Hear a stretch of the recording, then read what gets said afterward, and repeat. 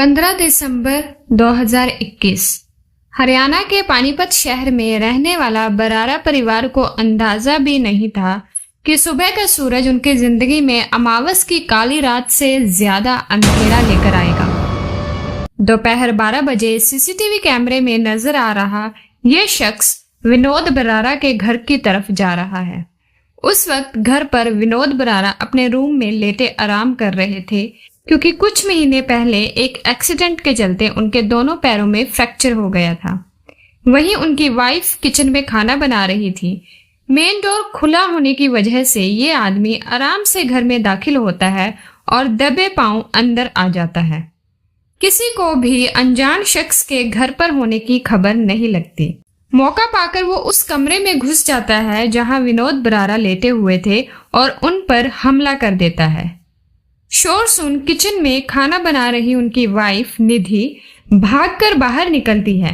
अपने पति पर हमला होते देख वो बचाने के लिए दरवाजा खोलने का ट्राई करती है, लेकिन नाकाम होने पर वो फौरन घर से बाहर भागकर मदद के लिए शोर मचाने लगती है। शोर सुन पड़ोसी और घर वाले बिना देरी किए भागकर अंदर आते हैं। दरवाजा अंदर से इस तरह बंद था कि लोगों की लाख कोशिश के बाद भी नहीं खुल पा रहा था।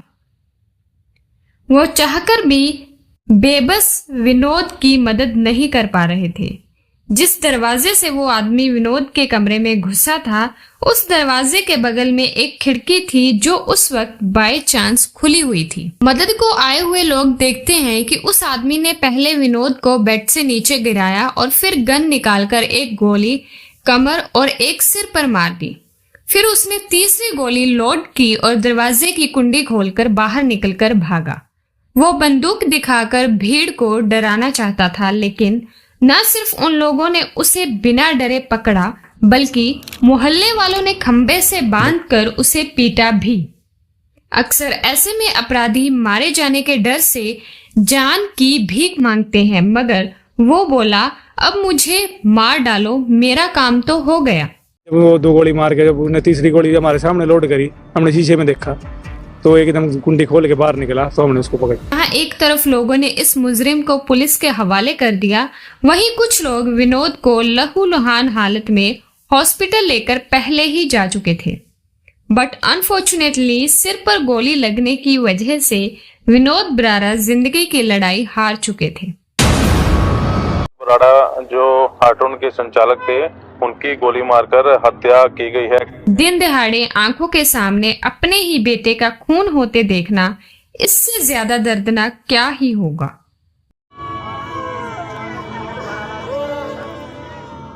विनोद की वाइफ निधि को जैसे ही मौत की खबर मिली, वो सदमे से बेहोश हो गई। हंसता खेलता परिवार पल भर में बिखर गया। अब सवाल ये था कि आखिर इस मर्डर के पीछे कातिल का असली मकसद क्या था। ये समझने के लिए चलते हैं इस इंसिडेंट से 2 महीने 10 दिन पहले। 5 अक्टूबर 2021 सुखदेव नगर पानीपत। शाम का वक्त था और विनोद रोज की तरह अपने घर के बाहर कंप्यूटर सेंटर के आगे कुर्सी डाले बैठे हुए थे। तभी अचानक एक तेज रफ्तार पिकअप ट्रक ने आकर विनोद को सीधे टक्कर मार दी। एक्सीडेंट इतना भयानक था कि विनोद के बचने की उम्मीद काफी कम थी, लेकिन कुदरत का करिश्मा ऐसा कि विनोद बाल बाल बच गया। हालांकि उनके दोनों पैरों में फ्रैक्चर हो गया। विनोद के चाचा की कंप्लेन पर उस ट्रक ड्राइवर को अरेस्ट कर लिया गया था। उस ट्रक ड्राइवर का नाम था देव सुनार उर्फ दीपक। उसने कोर्ट में बताया कि ब्रेक फेल होने की वजह से गाड़ी कंट्रोल के बाहर चली गई थी। सिंस ये एक हिट एंड रन केस था, इसलिए थोड़े ही दिन बाद वह जमानत पे बाहर आ गया। पुलिस ने जब इन्वेस्टिगेट किया तो पता चला कि विनोद को गोली मारने वाला शख्स कोई और नहीं बल्कि बठिंडे का रहने वाला वही ट्रक ड्राइवर देव सुनार उर्फ दीपक था, जिसने 2 महीने पहले उनका एक्सीडेंट किया। देव सुनार बेल पर बाहर आने के बाद से ही विनोद बरारा पर केस वापस लेने का दबाव बना रहा था, लेकिन जब बात नहीं बनी तो उसने गुस्से में आकर विनोद को गोली मार दी। पुलिस के लिए सब कुछ क्रिस्टल क्लियर था। ये एक ओपन एंड शट केस बन गया। पुलिस ने धारा 302 के तहत देव सुनार को विनोद बरारा के मर्डर के जुर्म में अरेस्ट कर लिया। लेकिन कहते हैं ना कि जरूरी नहीं जो दिख रहा हो वही पूरा सच हो। तो क्या है पूरा सच, क्या है गहरी साजिश और कैसे एक मैसेज से हुआ सच का खुलासा, ये जानने के लिए चलते हैं इस केस की तह तक। विनोद बरारा का खुद का पानीपत के परमहंस कुटिया में कंप्यूटर सेंटर था। कार्टून का हमेशा उद्देश्य ये रहा कि आईटी से संबंधित ज्यादा से ज्यादा जानकारी हम अपने पानीपत वासियों तक पहुंचा सके। वो न सिर्फ अपनी फील्ड में बल्कि सोशल वर्क में भी काफी ज्यादा एक्टिव थे। चाहे अनाथ लड़कों को फ्री में एजुकेशन देना हो, पर्यावरण के लिए जागरूक करना हो, या जरूरतमंदों को खाना बांटना हो, या फिर मुश्किल वक्त में अपनी क्षमता से आगे बढ़कर लोगों की मदद करना हो। विनोद बरारा का कैरेक्टर ऐसा था कि न सिर्फ समाज में उनका नाम था बल्कि हर कोई उनकी बहुत इज्जत करता था। उनके पर्सनल लाइफ के बारे में जब रिसर्च की तो हमें वो सब कुछ मिला जो इंसान एक आइडल लाइफ में अपने लिए उम्मीद करता है। विनोद की मैरिड लाइफ भी बेहद अच्छी थी। अपनी वाइफ निधि के साथ वो एक खुशहाल जिंदगी जी रहे थे। उनके 2 बच्चे थे, एक बेटा और एक बेटी। बिजनेस भी काफी अच्छा चल रहा था, इसलिए पैसों की भी कोई कमी नहीं थी। परिवार में भी हर शख्स एक दूसरे से मजबूत डोर से जुड़े हुए थे। न फैमिली में कोई साजिश और ना ही कोई रंजिश। आज के दौर में बरारा फैमिली उन आदर्श फैमिलीज की तरह थी जैसे हम मूवीज में देखते हैं। ऐसे में इस परिवार को किसकी नजर लग गई थी? ओ तेरे यार नू दबन नू फिरदे सी पर दबदा क्या। 2 साल बाद साल 2024 विनोद के मर्डर के 2 साल बाद पानीपत के एसपी अजीत सिंह शेखावत के पास एक व्हाट्सएप मैसेज आता है। ये मैसेज इस केस की अहम कड़ी बनने वाला था, क्योंकि ये मैसेज ऑस्ट्रेलिया में रह रहे विनोद बरारा के भाई प्रमोद बरारा ने भेजा था, जिसमें उन्होंने अपने भाई विनोद बरारा की हत्या के पीछे परिवार के किसी शख्स का हाथ बताया था और केस को री इन्वेस्टिगेट करने की रिक्वेस्ट की थी। प्रमोद बरारा ने पहले भी पुलिस को अप्रोच किया था, लेकिन पुलिस वालों ने उनकी बातों को कोई अहमियत नहीं दी। इसलिए जब अजीत शेखावत पानीपत के एसपी बनकर आए तो प्रमोद बरारा के दिल में अपने भाई विनोद बरारा को इंसाफ दिलाने की उम्मीद जगी। एसपी अजीत शेखावत की इमेज एक ईमानदार, हाईली इंटेलिजेंट और निडर सुपर कॉप की है। एसपी अजीत शेखावत ने फौरन इस केस से जुड़ी फाइल्स मंगवाई और केस समझना शुरू किया, जिसमें उन्हें एक ऐसा एंगल नजर आया जो उनके दिमाग में खटक गया। अपने देश में वैसे भी हिट एंड रन केसेस का बहुत भारी सजा का प्रोविजन नहीं है। ऐसे में एक्सीडेंट करने वाले ट्रक ड्राइवर देव मामूली सजा काटकर निकल आता, तो फिर उसने इस बात के लिए मर्डर क्यों किया? कहीं ऐसा तो नहीं गोली चलाने वाले देव की बंदूक का ट्रिगर असलियत में किसी और के हाथ में? एसपी शेखावत ने यूनिट के ऑफिसर दीपक कुमार से इस केस को सीक्रेटली इन्वेस्टिगेट करने के लिए बोला, क्योंकि इसमें इन्वॉल्व असली अपराधी को इसके बारे में भनक न लग पाए। क्राइम केसेस की इन्वेस्टिगेशन में अपराधी के कुछ इम्पोर्टेंट एंगल्स पर नजर डालनी जरूरी होती है, जैसे पर्सनल, सोशल और फाइनेंशियल, और अक्सर ये तीनों एंगल एक दूसरे से कनेक्टेड होते हैं। नए सिरे से शुरू हुई इन्वेस्टिगेशन में पुलिस ने देव सुनार के फाइनेंशियल ट्रांजैक्शन यानी कि बैंक डिटेल्स और कॉल रिकॉर्ड्स की जांच शुरू की, जिसमें कुछ इंटरेस्टिंग पॉइंट सामने निकल कर आए। पहला, जिस पिकअप ट्रक से विनोद बरारा का एक्सीडेंट हुआ था वो एक्सीडेंट से कुछ दिन पहले ही खरीदा गया था। दूसरा, देव सुनार के कॉल रिकॉर्ड्स और बैंक ट्रांजैक्शन में एक नाम कई जगह आ रहा था और वो नाम था सुमित का। देव के कॉल रिकॉर्ड्स में एक स्ट्रेंज पैटर्न निकला। एक्सीडेंट और मर्डर, सिर्फ इन 2 घटनाओं के आसपास के दिनों में देव और सुमित के बीच कई बार देर तक बातचीत हुई थी। जब पुलिस ने सुमित के बारे में पड़ताल करनी शुरू की तो पता चला कि सुमित एक जिम ट्रेनर था और उसकी सप्लीमेंट की शॉप थी। हैरानी की बात यह थी कि सुमित ही वो शख्स था जिसने देव सुनार की एक्सीडेंट केस में बेल करवाई थी। पुलिस के लिए ये जानना जरूरी था कि आखिर सुमित का विनोद बरारा के मर्डर में क्या कनेक्शन था। इस नए सिरे से शुरू हुई जांच से केस की नई परतें खुलनी शुरू हो गई थी जो इतने सालों से दबी पड़ी थी। सुमित की पर्सनल डिटेल्स, बैंक स्टेटमेंट्स और कॉल रिकॉर्ड्स एक ऐसा राज खोलने वाले थे जिसकी उम्मीद किसी ने नहीं की थी। सुमित की कॉल लिस्ट में एक ऐसा नाम निकलकर सामने आया जिससे उसकी रोज घंटों तक बात हुआ करती थी और वही नाम उसके बैंक अकाउंट स्टेटमेंट में भी मिला जिससे सुमित के खाते में लाखों रुपए ट्रांसफर किए गए थे। वो नाम था विनोद बरारा की वाइफ निधि का। देव सुनार, सुमित और निधि तीनों के ताल्लुक विनोद के मर्डर से जुड़े हुए थे। इतने प्रूफ काफी थे सुमित और निधि से पूछताछ करने के लिए, इसलिए पुलिस ने दोनों को उठा लिया। शुरुआत में तो दोनों साफ मुकर गए, लेकिन फिर पुलिस ने निधि को वो सीसीटीवी फुटेज दिखाई जो मैंने आपको वीडियो की शुरुआत में दिखाई थी, बट वो पूरी नहीं थी, इसलिए अब मैं आपको वो पूरी फुटेज दिखाती हूँ। 15 दिसंबर 2021 की इस सीसीटीवी फुटेज में देव सुनार जब निधि के घर में घुसा था तब निधि किचन में खाना बना रही थी और उसे देव की आने की खबर पहले से ही थी, इसलिए उसने मेन डोर अंदर से लॉक नहीं किया था। फुटेज में क्लियरली विजिबल है कि देव सुनार जब अंदर आता है तो निधि को देखकर नमस्ते करता है और फिर दोनों इशारे में एक दूसरे से कांटेक्ट करते हैं। निधि खुद इशारा करके देव को उस रूम में भेजती है जहां विनोद लेटे आराम कर रहे होते और जैसे ही देव कमरे में दाखिल होकर विनोद पर हमला बोल देता है, निधि की एक्टिंग शुरू हो जाती है और वो चीखते हुए मदद के लिए बाहर भागती है।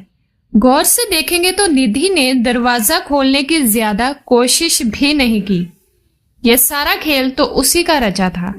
इस सीसीटीवी फुटेज ने 2.5 साल पुराने केस में एक नई जान डाल दी थी। मगर एक सवाल जो मेरी तरह आपके भी मन में होगा कि आखिर 2.5 साल पुरानी इस फुटेज को पुलिस ने तब क्यों नहीं देखा।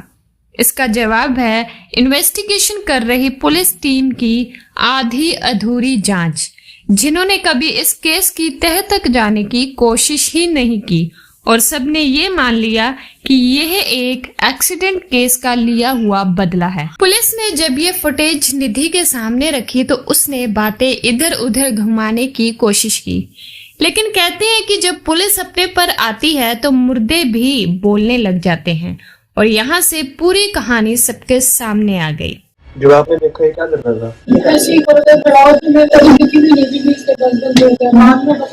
विनोद और निधि के बीच रिश्ते न सिर्फ अच्छे थे बल्कि दोनों के बीच का बॉन्ड पूरे परिवार में जद्दोजाहिर था। विनोद के लिए निधि उनके बेटर हाफ से भी बढ़कर थी। दोनों के बीच न कभी किसी ने अनबन होते देखी और न कोई झगड़ा।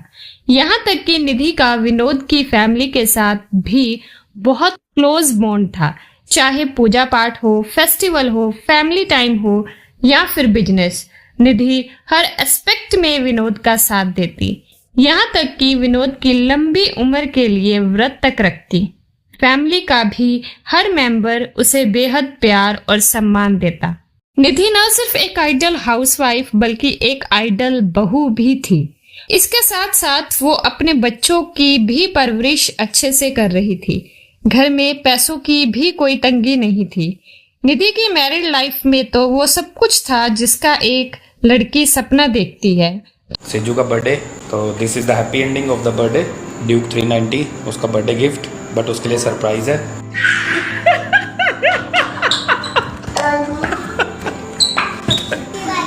मम्मी ने बोला था बाइक लेके दो। चलो मम्मी को बचा हुआ प्यार मम्मी को। तो अब सवाल ये उठता है कि आखिर ऐसा क्या हुआ जिसके चलते निधि ने अपने ही हस्बैंड का मर्डर करवा दिया।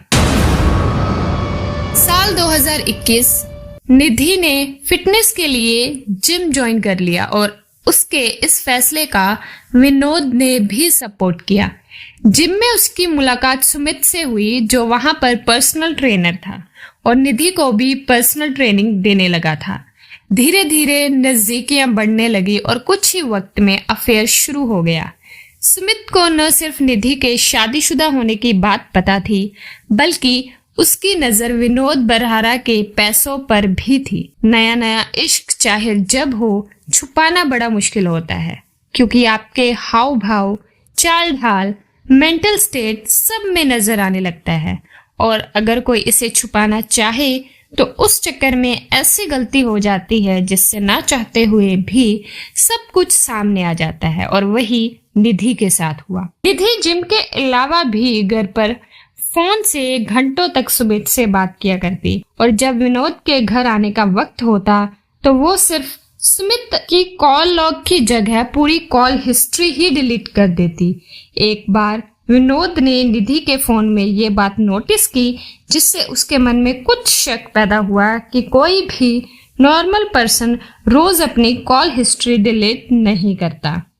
शक दिमाग में बैठ तो चुका ही था कि तभी एक दिन विनोद ने फेसबुक मैसेंजर पर निधि और सुमित के बीच हुई रोमांटिक चैट पकड़ ली और उसने वैसे ही रिएक्ट किया जो उस वक्त कोई भी हस्बैंड करता। इस बात को लेकर दोनों के बीच झगड़े भी हुए, यहाँ तक कि कुछ रिसोर्सेज से ये भी पता चलता है कि विनोद ने सुमित को निधि से दूर रहने की धमकी भी दी।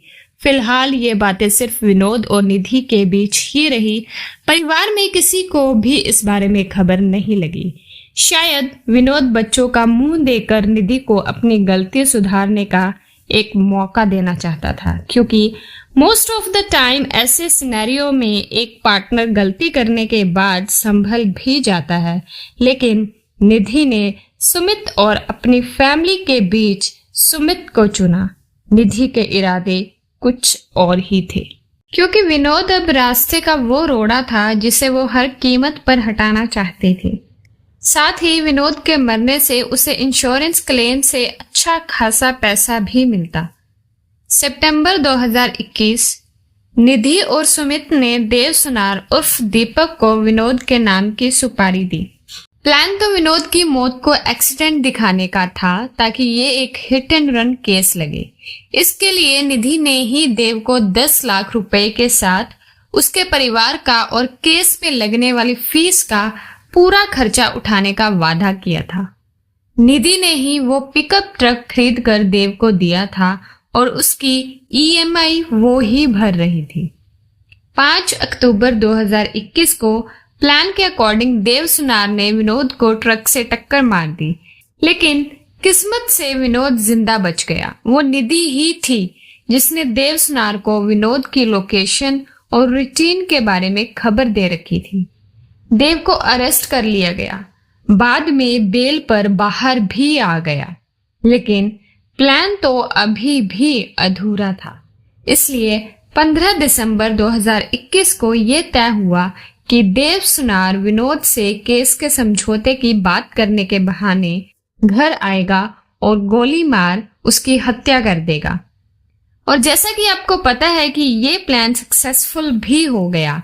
आखिरकार निधि ने अपने ही हस्बैंड का मर्डर करवा दिया।